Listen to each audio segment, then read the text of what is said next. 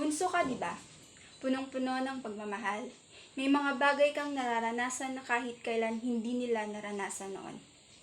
Naniwalang masaya, ngunit binigo ng buhay.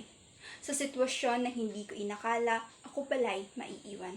Isang bunsong naiwan, ramdam lahat ng pagod at takot. Isang bata na saksi ang dalawang mata at tenga, sa kung papaano biglang sasaya at biglang tatahimik ang paligid. Natatakot na lilipas na naman ang isang araw, ang dating lamesang masaya ay magiging tanging kubyertos na lang ang mag-iingay. At pilit na pinipigil ang mga luha na dumaloy sa mga mata. Bunsong ayaw mamaalam kapag ang lahat ay aalis.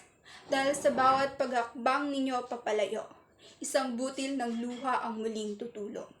At sa pagkakataon na to, isang bunso na naman ang naiwan.